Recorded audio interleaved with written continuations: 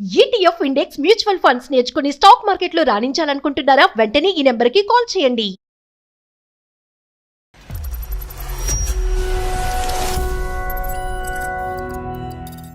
చిన్న అపార్థాల వల్ల గొడవల వల్ల దూరం పెరిగింది. యాక్చువల్ గా డివోర్స్ అడుగుతున్నారు. మాటల వల్ల విడిపోయారా, ఉద్యోగం వల్ల విడిపోయారా? ఒకవైపున ఆలోచిస్తే సంపాదన విషయంలో కూడా కొన్ని గొడవలు వచ్చాయి. గవర్నమెంట్ జాబ్స్ అయితే కనుక భార్య ఎక్కడ భర్త అక్కడ ఉంటాం అనేటువంటి సందర్భాలు జరుగుతూ ఉంటాయి. వాళ్ళందరూ ఇలాగ మీ భర్తలాగా వేరే ఒక అమ్మాయిని తీసుకొచ్చి ఆమెని ఇంట్లో పెట్టుకోవటం అన్నది జరగలేదు. నీ దానికంటే నేను ఎక్కువగా చూసుకుంటున్నాను కదా అని మీరు సూటుపోటు మాటలని చెప్పి అతని మనసు గాయపరిచారేమో అని అనిపిస్తుంది నాకు. వాళ్ళిద్దరూ పెళ్లి చేసుకోవాలనుకుని మాకు మ్యూచువల్ గా డివోర్స్ ఇవ్వడానికి కూడా ఆయనే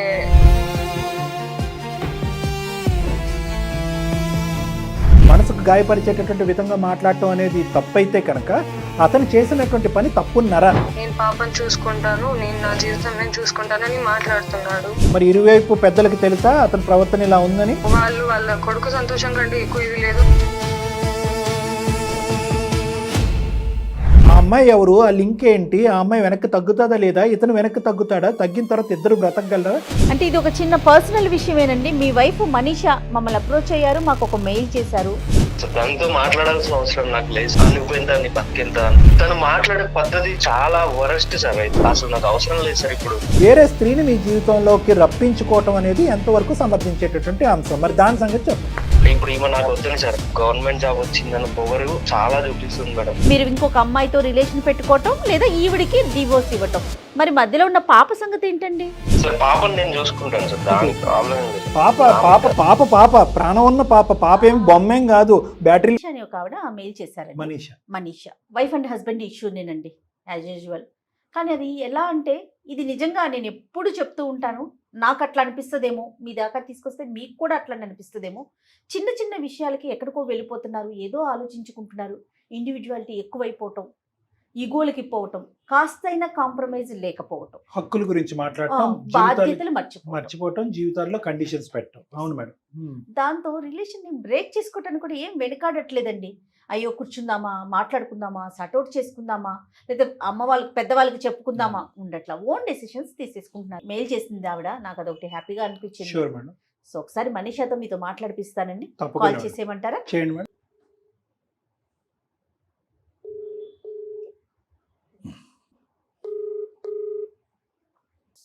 హలో హలో, నమస్తే అండి, మనీష గారా మాట్లాడేది?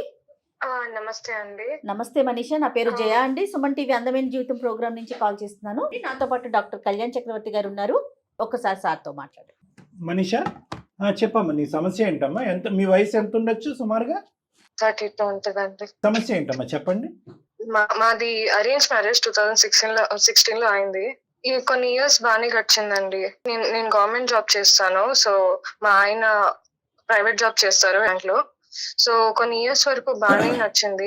కాకపోతే ఇంట్లో మ్యాటర్స్ వల్ల, చిన్న అపార్థాల వల్ల, గొడవల వల్ల దూరం పెరిగింది.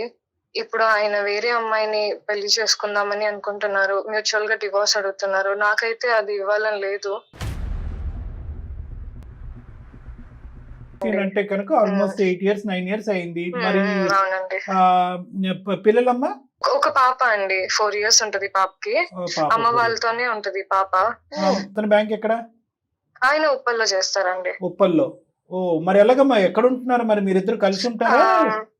లేదండి, ఆయన వర్క్ అక్కడే కాబట్టి ఆయన అక్కడే ఉంటారు ఉప్పల్లో. కాకపోతే నాకు రావడం పోవడం ఇబ్బంది అని చెప్పేసి నేను ఇక్కడ చేస్తున్నాను. పాప మా అమ్మ వాళ్ళతో ఉంటది. సో ముగ్గురు 3 చోట్ల ఉన్నారు.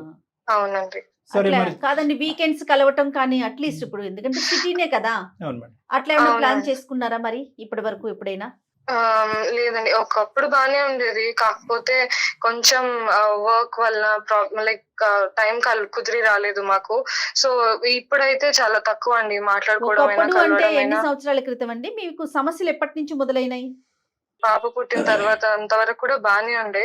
కాకపోతే నేను టైం ఇవ్వకపోవడం వల్ల ఒక వైపున ఆలోచిస్తే నాది కూడా తక్కువ అని చెప్పాలి. ఎందుకంటే నేను టైం ఇవ్వలేకపోవడం వల్ల, వర్క్ స్ట్రెస్ వల్ల, అండ్ కొంచెం ఆయన ప్రైవేట్ జాబ్, నాది గవర్నమెంట్ జాబ్. జాబ్ అనేది మీకు పెళ్లి తర్వాత వచ్చిందమ్మా, పెళ్లికి ముందే వచ్చిందా? మ్యారేజ్ కి ముందు నుంచి నేను కాంపిటేటివ్ ఎగ్జామ్స్ కి ప్రిపేర్ అవుతుంది.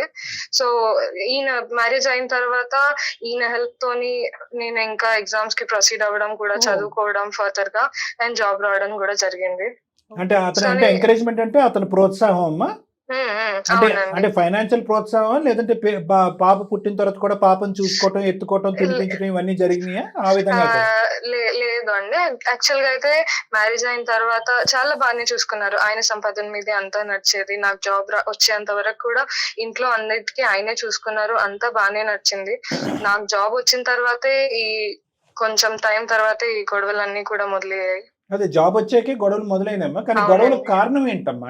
ఒకప్పుడు ఏమంటారు, టైం ఇవ్వగలిగేదాన్ని, మాట్లాడగలిగేదాన్ని, అండ్ జాబ్ రావడం వల్ల ఫ్యామిలీ ప్రెషర్ అండ్ చుట్టాలలో కూడా కొంచెం తక్కువ చేసి మాట్లాడడం వల్ల నేను కొన్ని మాటలు అనడం జరిగింది. దాని వల్ల చెప్తున్నారు టైం ఇవ్వకపోవడము, మాటలు తక్కువైపోవడము, పైగాను ఈ సంపాదన విషయంలో కూడా కొన్ని గొడవలు వచ్చాయి. ఎందుకంటే నాది కంపేర్ టు ఆయన దానికి కొంచెం ఎక్కువ. సో మా ఇంట్లో వాళ్ళ మాటలు విని, చుట్టాల వాళ్ళ మాటలు వినడం వల్ల నేను కొన్ని మాటలు నోట్ చేయడం వల్ల ఇక్కడ వరకు వచ్చింది.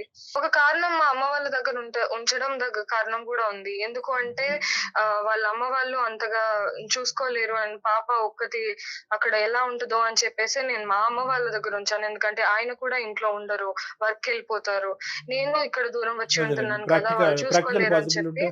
కానీ ఒకటమ్మా నేను అనేది ఏంటంటే, ఒకప్పుడు మీరు వికారాబాద్ లో ఉంటూ మీరు వీకెండ్స్ లో కానీ ఇంకో టైంలో కానీ అవకాశం ఉన్నప్పుడల్లా వస్తూ మీరు ఈ మాటలు ఏవైతే కనుక నలుగురు ఎదుర్కొంటా అన్నటువంటి మాటలు అనకుండా ఉండుంటే కనుక ఈరోజు మీ పరిస్థితి ఇలా ఉండేది కాదా అని నేను అనేది ఏంటంటే, మాటల వల్ల విడిపోయారా, ఉద్యోగం వల్ల విడిపోయారా?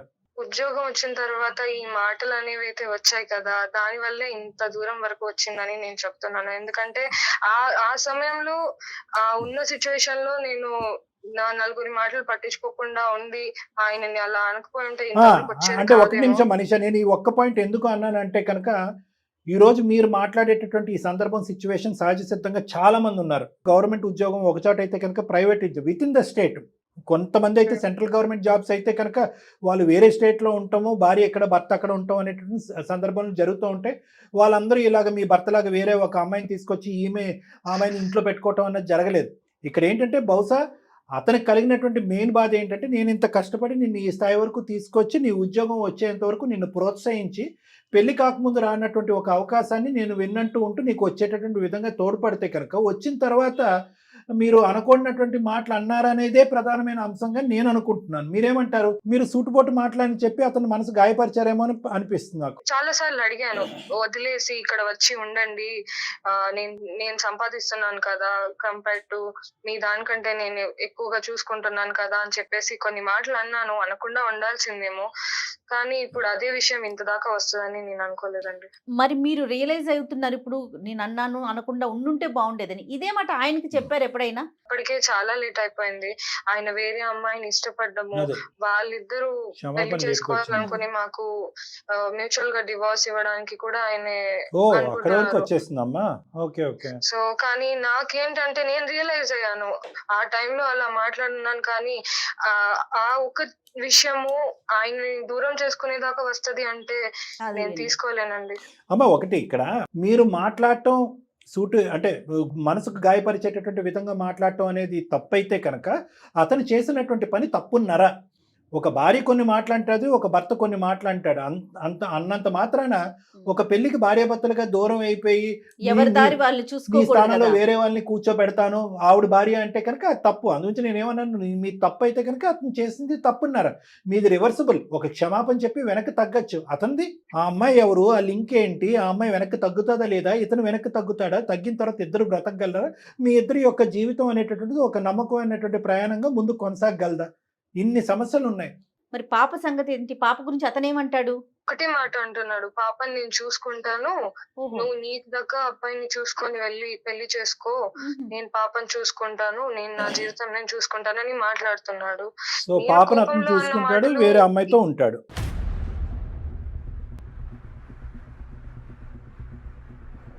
ఇద్దరిని దూరం చేసుకొని నేనైతే ఉండలేనండి.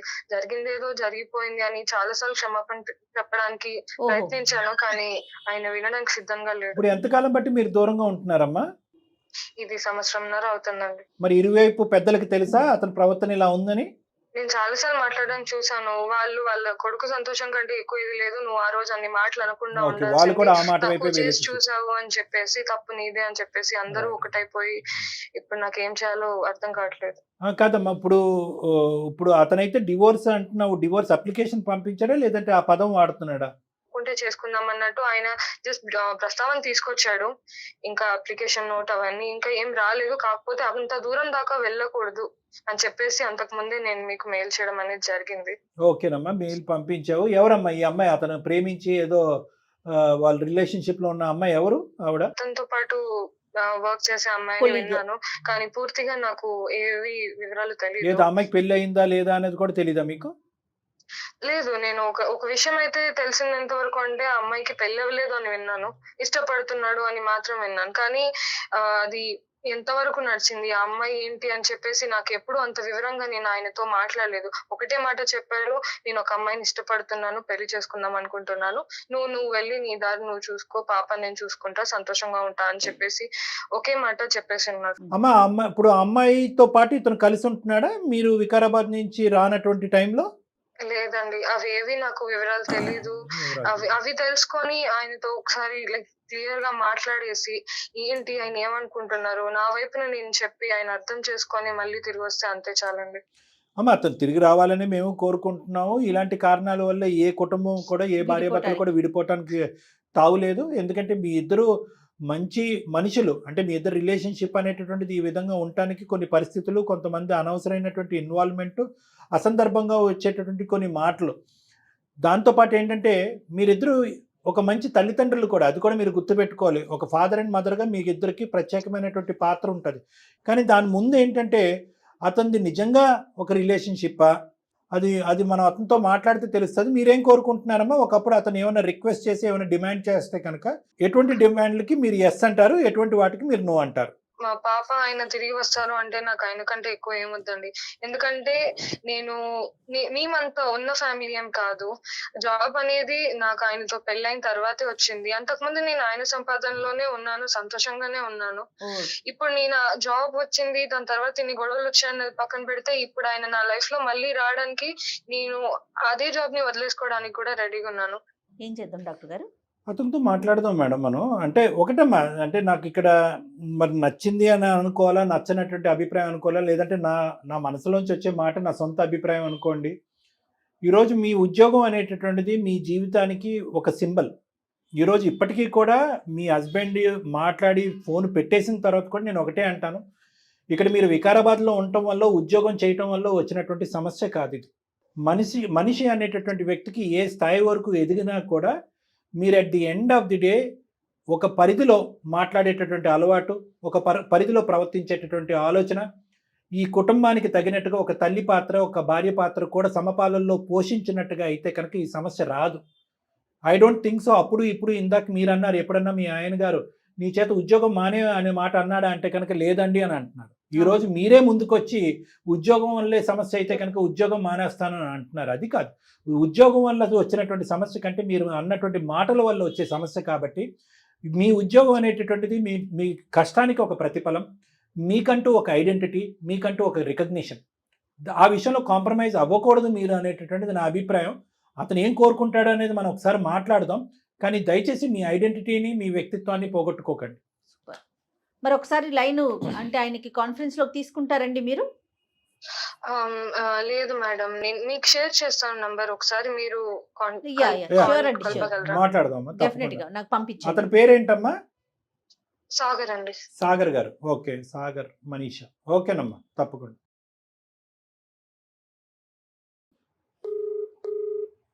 హలో, నమస్తే అండి సాగర్ గారు. ఎవరండి? నా పేరు జయ అండి. నేను సుమన్ టీవీ అందమైన జీవితం ప్రోగ్రామ్ నుంచి మాట్లాడుతున్నాను. నాతో పాటు డాక్టర్ కళ్యాణ్ చక్రవర్తి గారు ఉన్నారండి. మీతో ఒక 2 నిమిషాలు మాట్లాడొచ్చా? మేడం నేను ఇప్పుడు ఆఫీస్ లో ఉన్నాను. ఓకే. మేడం అంటే ఇది ఒక చిన్న పర్సనల్ విషయమేనండి. మీ వైఫ్ మనీషా మమ్మల్ని అప్రోచ్ అయ్యారు, మాకు ఒక మెయిల్ చేశారు. ఆ విషయమై మీతో మాట్లాడదాము అనే ఒక ఉద్దేశంతో మీకు కాల్ చేశానండి. ఒక్కసారి మీరు మాట్లాడితే చిన్న క్లారిటీ వస్తుంది. ఏమాత్రం అవకాశం ఉన్నా ఒక 5 మినిట్స్ టైం ఇవ్వండి. అంటే మీ పర్సనల్ విషయం మేము మాట్లాడటం కరెక్ట్ కాదు, కానీ తను మమ్మల్ని అప్రోచ్ అయింది, మాకు మెయిల్ చేసింది. సో నాతో పాటు డాక్టర్ గారు కూడా ఉన్నారు. ఒక్క 5 మినిట్స్ మాట్లాడగలుగుతారా? ఒక 1 సెకండ్ మేడం, నేను Yeah. పక్కకి వెళ్తున్నాను. Right, thank you so much. Sagar గారు బయటకు వచ్చారండి, పర్వాలేదు, ప్రైవసీగా ఉన్నారా? వచ్చాను మేడం, కాకపోతే ఇది ఛానల్లో ఎందుకు మేడం ఈ పర్సనల్స్ అన్ని? అంటే ఇది ఒక సమస్యలకి పరిష్కార వేదిక అండి సుమన్ టీవీ. అందులోనూ ముఖ్యంగా మా అందమైన జీవితం. నాతో పాటు ప్రొఫెషనల్ డాక్టర్ కళ్యాణ్ చక్రవర్తి గారు ఉన్నారండి. సార్ ఒక్కసారి. సాగర్ గారు నమస్తే సార్. నమస్తే. నమస్తే. సరే, నాకు నమస్తే. తెలిసి మీరు ఇబ్బందికరమైనటువంటి పరిస్థితి, మీ కుటుంబం అనేటటువంటి అంశాన్ని ఈరోజు మనం పబ్లిక్గా ఒక ఫోన్ కాల్లో మాట్లాడుకునే పరిస్థితి వస్తుంది. కానీ అన్నీ కూడా ఈ దారి తప్ప ఇంకో దారి కనిపించలేదు. ఆవిడ మాట బట్టి మేమేమి నమ్మట్లేదండి. ఆవిడ కొన్ని విన్నాము, ఆలోచించాము, అవి కాస్త పక్కన పెట్టాము. వాస్తవానికి ఆవిడ కూడా ఇప్పుడు సార్, లైన్లోనే ఇదంతా- ఒక్క నిమిషం సార్, ఆవిడ కూడా సార్, ఇప్పుడు ఇదంతా మనీషా గారు కూడా లైన్లో ఉన్నారు సార్. మీకు అది కూడా చెప్పాలి, ఎందుకంటే సీక్రెట్గా ఉండి బ్యాక్గ్రౌండ్లో పెట్టి మాట్లాడే ఉద్దేశం కాదు. ఇది కాన్ఫరెన్స్ కాల్. ఆవిడ కూడా బ్యాక్గ్రౌండ్లో కూడా ఉన్నారు, ఆవిడ కూడా మాట్లాడుతున్నారు. మనీషా గారు ఒక్క 2 నిమిషాలు మీ వారితో మాట్లాడిన తర్వాత అతను ఏం చెప్పాలి మాకు అనేది అతని వర్జన్ మేము వింటాం. సార్, తనతో మాట్లాడాల్సిన అవసరం నాకు లేదు సార్. మీరు ఇప్పుడు మాట్లాడుతున్నారు కదా, ఏదైనా ఉంటే Yeah, నేను yeah. మీతో మాట్లాడతాను. ఆబ్వియస్లీ తనకి ఆల్రెడీ నేను చెప్పాల్సింది మొత్తం చెప్పేశాను సార్. తను కావాలని చేసుకున్నది. తనని ఎంత బాగా చూసుకున్నానో ఆమెకు తెలుసు సార్. పర్ఫెక్ట్. ఆవిడ కూడా అదే చెప్పారు. కావాలంటే మీరు అడగండి ఇంకా. ఆవిడ కూడా అదే చెప్పారండి. మీకంటే బలంగా చెప్పారు, మీరు చాలా తేలిగ్గా చెప్పారు. నన్ను ప్రోత్సహించింది, నన్ను ముందుకు పంపించింది, నా కాళ్ళ మీద నన్ను నిలబెట్టి నాకంటూ ఒక ఐడెంటిటీ ఇచ్చాడు మా భర్త. ఎక్కడ కూడా నా భార్య ముందుకెళ్ళిపోతుంది, నా భార్య చదివేసుకుంటుంది అనేటటువంటి ఈర్ష్యాభావం. కానీ ఇప్పుడు మా ఇద్దరి మధ్యన ఇంత డిఫరెన్సెస్ ఆఫ్ ఒపీనియన్ వచ్చినా కూడా నీ ఉద్యోగం వల్లే నీకు డిఫరెన్స్ ఆఫ్ ఒపీనియన్ వచ్చింది కాబట్టి నువ్వు ఉద్యోగం మానేసి ఇంట్లో కూర్చొనే మాట కూడా అతను నోటి వెంట రాలేదని చెప్పి మీ గురించి చాలా గొప్పగా అద్భుతంగా డిస్క్రైబ్ చేశారండి. పర్సనల్ గా తను మీకు ఏం చెప్పిందో నాకు తెలియదు. కాకపోతే మీరు ఏంటంటే చెప్పండి. నేను తనని ఎంత బాగా చూసుకున్నా అంటే, జస్ట్ మా మ్యారేజ్ వల్ల ఆమె ప్రిపరేషన్ అట్లా ఆగిపోయిందని అంటే, సరే మళ్ళీ తనకు ఒక గోల్ ఉంది, గవర్నమెంట్ జాబ్ అంటే ఇప్పుడున్న Nice, పరిస్థితుల్లో బతకడానికి ఎక్సలెంట్ ఒక అండి. Very race nice. సరిపోవట్లేదు. సో సపోర్ట్ చేద్దామని చెప్పేసి నేను తనని ఇన్స్టిట్యూట్ లో జాయిన్ చేశాను, ఆర్టిస్ట్ క్లాసులలో. ఆ జాబ్ కి సంబంధించి మెటీరియల్ కానీ అంత ఏదైనా కూడా ఇప్పుడు నాకు వచ్చే శాలరీలోనే తనను, ఆమెకు అవసరమైన ప్రిపరేషన్, ఫ్యామిలీ అంత మెయింటైన్ చేసుకోవడానికి నేను చేసుకొని, వండర్ఫుల్. తీరా తన జాబ్ వచ్చిన తర్వాత వాళ్ళ ఫ్రెండ్స్ ముందు, మా రిలేటివ్స్ ముందు చాలా చిన్న చూపు, నువ్వు ఎంత, నీ బతికెంత అన్నట్టు అట్లా మాట్లాడేసరికి నాకు ఎంత ఇరిటేషన్ వస్తుంది సార్, ఎంత బాధ చాలా అనిపిస్తుంది అంటే. జాగ్రత్తగా ఉండాలి. చాలా.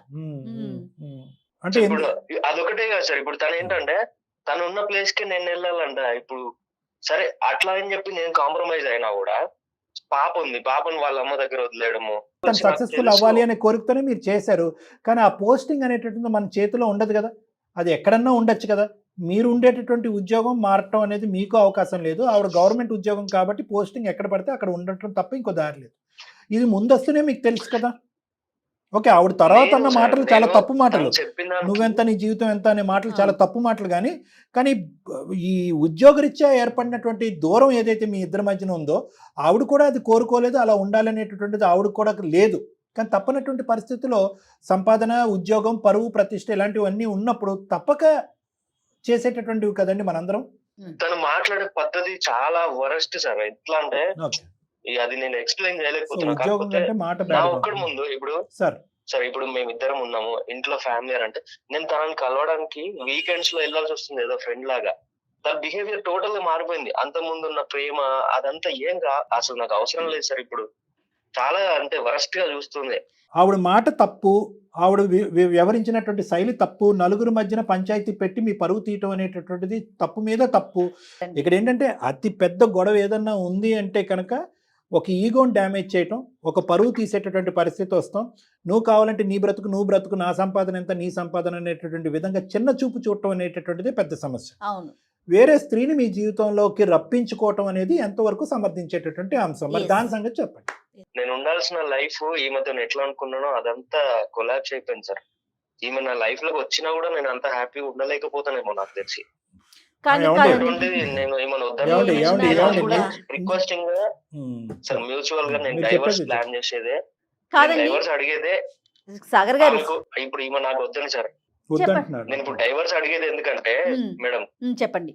సో ఈమె ఎట్లా అంటే బిఫోర్ జాబ్ ఎట్లుందో ఆఫ్టర్ జాబ్ గవర్నమెంట్ జాబ్ వచ్చిందని పొగరు చాలా చూపిస్తుంది మేడం. ఓకే. సో ఇప్పుడు నేను కాంప్రమైజ్ ఆమె దగ్గరికి వెళ్ళినా కూడా అది రిపీట్ అవ్వదని నాకు గ్యారంటీ లేదు. సో నేను ఇప్పటికీ దాదాపు 1.5 year నుంచి నేను ఇది అనుభవిస్తున్నా మేడం. తను నాకు వద్దు, లైఫ్ టైం వద్దు, నాకు ఇప్పుడు హ్యాపీగా ఉంది. సో నేను డైవర్స్ తీసుకుంటే హ్యాపీగా నేను ఇప్పుడు నాకు ఇంకొక అమ్మాయితో రిలేషన్షిప్ అంటే బాగుంది. కాదండి, తన యాటిట్యూడ్ కి అంటే బిఫోర్ మ్యారేజ్ ఆఫ్టర్ జాబ్ కి తన యాటిట్యూడ్ కి పరిష్కారం ఇది ఒకటేనా? మీరు ఇంకొక అమ్మాయితో రిలేషన్ పెట్టుకోవటం లేదా ఈవిడికి డివోర్స్ ఇవ్వటం? మరి మధ్యలో ఉన్న పాప సంగతి ఏంటండి? సార్ పాపని నేను చూసుకుంటాను సార్, దానికి ప్రాబ్లం లేదు. పాప అండి, ఇద్దరు కావాలండి, అమ్మ కావాలి, నాన్న కావాలి. కాదు మేడం, పాప ప్రాణం ఉన్న పాప ఏం బొమ్మేం కాదు, బ్యాటరీలు పెట్టి ఒక చాటు నుంచి ఇంకో చాటు పట్టుకెళ్ళిపోవటానికి.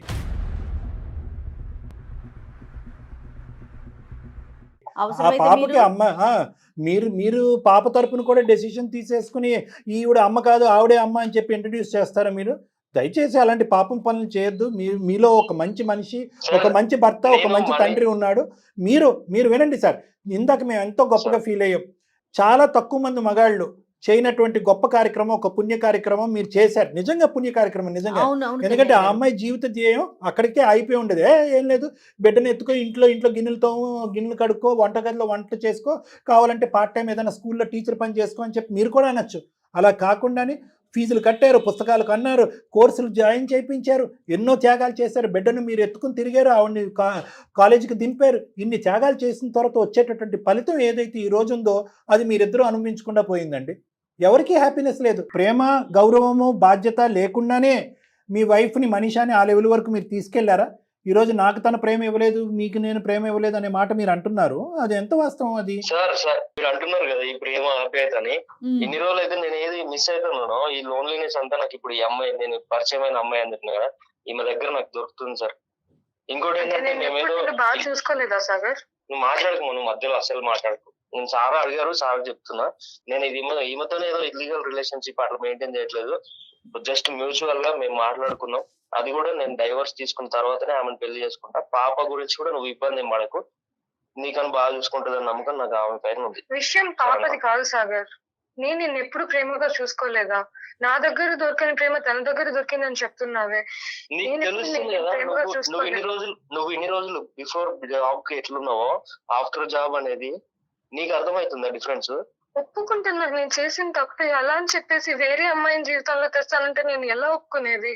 ఇంత దాకా వస్తుందని ముందే తెలిసి ఉంటే నేను ఎప్పుడు అన్ని వదిలేసుకొని వచ్చేసాను దాన్ని. నచ్చట్లేదు. సో మళ్ళీ ఒకసారి నేను సార్ వాళ్ళతో మాట్లాడతా, చెప్తాను. ఇప్పుడు తప్పు జరిగింది చెప్తున్నాను కదా. అలా కాదు, తన రిక్వెస్ట్ చేసే దాంట్లో కూడా ఒక వ్యాలిడిటీ ఉంది సాగర్. ప్లీజ్ మీరు దయచేసి అర్థం చేసుకోండి. కంప్లీట్గా మీరు చేసినటువంటి 8-9 సంవత్సరాల పాటు ప్రయాణం, మీ సాక్షిగా కన్నటువంటి ఒక బిడ్డకి మీరు ఇచ్చేటటువంటి మార్కులు 0, ఒక 0 మార్కులు ఇస్తారా? ఓకే, ఆవిడ పబ్లిక్గా ఎంబారెస్ చేసింది అనుకున్నటువంటి మాటలు అన్నారు. ఆ ఒక్క పరిస్థితి, ఆ క్షణికావేశంలో ఉన్నటువంటి ఈగోతో అన్నటువంటి కొన్ని మాటలకి 1కి 100 సార్లు క్షమాపణ చెప్పడానికి ఆవిడకి రెడీగా ఉంది. తను ఇష్టపూర్వకంగా వెళ్ళి చేసేటటువంటి ఉద్యోగాన్ని కూడా వదిలేసి ముందుకు రావడానికి తను రెడీగా ఉంది. ఇదంతా తీసి పక్కన పెట్టేసి 99% ఆఫ్ ద టైం మీ ఇద్దరి మధ్యన ఆ 9 years పాటు జరిగినటువంటి కార్యక్రమం గురించి మీరు మాట్లాడరే? సార్ తను నాకు కామ్ గా మంచిగా ఎక్స్ప్లెయిన్ చేయకుండా నేను అర్థం చేసుకుంటా సార్. కాకపోతే చెప్పేది ఒక పద్ధతి ఉంటుంది సార్. మీరు ఇప్పుడు మాట్లాడుతున్నారు, ఎంత బాగా చెప్తున్నారా, అట్లా తను నాకు చెప్పాల్సింది అంత డామినేషన్ వేలో ఫస్ట్ ఆఫ్ ఆల్. ఆయన సైకియాట్రిస్ట్ అండి సాగర్ గారు. ఎక్స్ట్రీమ్లీ సారీ నేను ఈ మాట అంటున్నందుకు. ఆయన డాక్టర్ అండి, ఆయన ఒక ప్రొఫెషనల్ డాక్టరు. ఆయన వృత్తే ఇది. ఆయన మాట్లాడేదానికి, నేను మాట్లాడేదానికి, మీరు మాట్లాడేదానికి, అలాగే మనీషా మాట్లాడేదానికి డిఫరెన్స్ ఉంటుంది కదా. అందుకని బంధాన్ని తెంచుకుంటామండి. ఆలోచించండి మీరు. అంటే నేను కూడా ఏదైనా ఎక్కువ మాట్లాడుంటే నేను సారీ. మీరు ఎక్కువ మాట్లాడారని చెప్పట్లా నేను అనేది. మనము మన వే ఆఫ్ ఫీలింగ్స్ ని కన్విన్స్ చేయడానికి డిఫరెంట్ వేస్ ఉంటాయండి. అందరం ఒకేలాగా ఎట్లా మాట్లాడతాము? ఇంకొక అంశం సాగర్ గారు, సహజంగా ఏంటంటే ఇటువంటి అంశాల్లో భార్యను ఇలా అన్నటువంటి మాటలు కానీ, భార్య ఇలా ప్రవర్తించిన సందర్భంలో భర్త వెళ్ళి వేరే స్త్రీతో ఉంటే కనుక మేము అగ్గిలం మీద గుగ్గిలమే అరుస్తూ ఉంటాం మేమిద్దరం. కానీ మీ ఇష్యూలో మాత్రం మేము అలా ఆ విధంగా మాట్లాడలేదు. ఏంటి సాగర్ మీరు తప్ప ఉప్ప, అదేంటి వేరే ఆడది మీ జీవితంలో ప్రవేశించి ఆ అమ్మాయికి భర్త లేడా, తండ్రి లేడా, అన్నయ్య లేడా అనే రకరకాల విధాలుగా మాట్లాడుతాం. అమ్మాయి మీ జీవితంలోకి రావడం అనేది చాలా మైక్రోస్కోపిక్ అయిపోయింది. ఎందుకు అంటే కనుక మీ ఇద్దరి మధ్యన ఆ బాండ్ అలాంటిది కాబట్టి. ఇప్పటికి కూడా ఆ అమ్మాయి వచ్చి మీ ఇద్దరి మధ్యన ఏదో చేస్తుందనే నమ్మకం నాకైతే లేదు. ఎందుకు మీ బాండ్ అలాంటిది, మీరు చేసినటువంటి సాక్రిఫైస్. ఇక్కడ ఒకే ఒక పాయింట్ ఏంటంటే కనుక మీరు యూనిలాటరల్గా ఆలోచిస్తున్నారు. ఏంటి యూనిలాటరల్గా ఆలోచిస్తున్నానంటే మనీషాకి నేను X చేశాను, Y చేశాను, Z చేశాను అని అనుకుంటున్నారు. నెంబర్ 1. నెంబర్ 2 చేశాను గొప్పతనం లేదు సార్, గొప్పతనం కాదు. అంటే చాలా ఇష్టము. నేను చాలా 9 ఇష్టం. ఇయర్స్ మీకు మనీషా అంటే చాలా ఇష్టం. ఇంకొక మాట కూడా నేను చెప్తాను, ఆ ఇష్టం అనేటటువంటిది మీ ఇష్టం, తనకి తన ఇష్టం మీకు కనిపించాలంటే కనుక సింపుల్ లాజికల్ పాయింట్, ఈ 100%లో 1% ఆర్ 2% ఆఫ్ ద టైం, లేదండి మనీషా పుట్టెరుగు పెళ్లి చేసుకున్న కాడి నుంచి ఇప్పటి వరకు ఉద్యోగం రాకముందు కానీ ఉద్యోగం వచ్చిన తర్వాత ఎప్పుడు కూడా ఒక అహంకార స్వభావంతోనే నాతో మాట్లాడింది, చీపురు పుల్లలాగా తీసి నన్ను పక్కన పెట్టింది అనేటటువంటి సందర్భం మేము చెప్పట్లేదు. మీరు మహా అయితే గట్టిగా మాట్లాడేటటువంటి సందర్భాలు 1, 2. మొత్తం మీరు చేసినటువంటి ప్రయాణంలో అది 2% కూడా లేదు. మిగతా 98%లో ఆ అమ్మాయి కూడా ఈ కుటుంబానికి, మా జీవితానికి, ఆ బిడ్డకి కూడా ఒక త్యాగం చేసింది. ఆ అమ్మాయి కూడా ఈరోజు ఒక శోభను అనుభవించింది, ఒక శిక్షణ అనుభవించింది అనేటటువంటి పాత్రలో కూడా తను చూస్తే కనుక ఈ 2% మీ బ్రెయిన్లో ఉండేటటువంటి ఆ పొల్యూషన్ అనేది క్లియర్ అయిపోతుంది. మీరిద్దరు మళ్ళీ కలిసిపోతారు. ఆ ఒక్కసారి ఆ యాంగిల్లో కూడా ఆలోచించండి అనేది నా అభిప్రాయం. 100% అండి. తను ఒక బిడ్డకి తల్లి కూడానండి, మీ భార్యతో పాటు. దయచేసి అది ఆలోచించండి సాగర్ గారు. ఈ గొడవలన్నీ నాకు వద్దు. తప్పే, నేను చేసిన తప్పే, నేను ఒప్పుకుంటున్నాను. అలా అని చెప్పి నిన్ను పాపం దూరం చేసుకోవడం నాకు ఇష్టం లేదు.